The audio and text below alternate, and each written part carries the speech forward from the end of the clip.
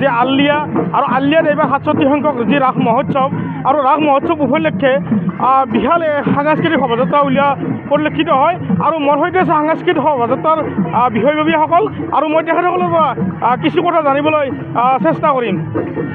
এই সাৰ্বজনীন ৰাস মহোৎসৱৰ আজি প্ৰথম দিন আৰু আজি প্ৰথম দিনত ৰাতিপুৱাৰ ভাগত পতাকা উত্তোলন, শ্বহীদ স্মৃতি তৰ্পণকে ধৰি বিভিন্ন কাৰ্যসূচী সমাপ্ত হৈছে। এতিয়া আমি সাংস্কৃতিক শোভাযাত্ৰা উলিয়াইছোঁ। এই সাংস্কৃতিক শোভাযাত্ৰাত বিহু, আৰচ পাৰ্টি আৰু বিভিন্ন সাংস্কৃতিক গোষ্ঠীয়ে ইয়াত অংশগ্ৰহণ কৰিছে আৰু এই সাংস্কৃতিক শোভাযাত্ৰাৰ স্থলীৰ পৰা পবিত্ৰ স্থলীৰ পৰা আমি সমূহ ধৰ্মপ্ৰাণ ৰাইজৰ বিভিন্ন স্তৰৰ ৰাইজৰ উপস্থিতি আমি শ্ৰদ্ধাৰে কামনা কৰিছোঁ 8 দিনীয়া সাৰ্বজনীন ৰাস মহোৎসৱত আৰু তেখেতসকলৰ উপস্থিতিয়ে এই অনুষ্ঠান ভাগিৰ ৰাস মহোৎসৱৰ উৎসৱ বঢ়াব বুলি আমি আশা ৰাখিছোঁ।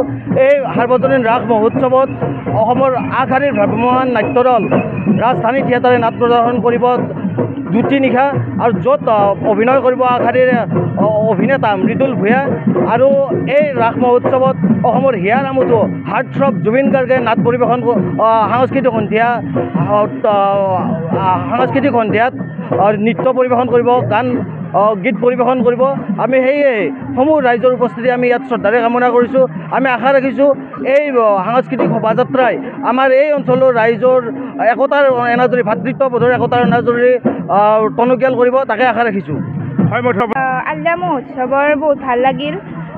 আমি এই শোভাযাত্ৰাত অংশগ্ৰহণ কৰিব পাই বহুত সুখী হৈছোঁ আৰু এই আলিয়া মহোৎসৱৰ এই প্ৰথমবাৰ এই শোভাযাত্ৰা আৰম্ভ হৈছে, যিহেতু আৰু ভাল লাগিছে।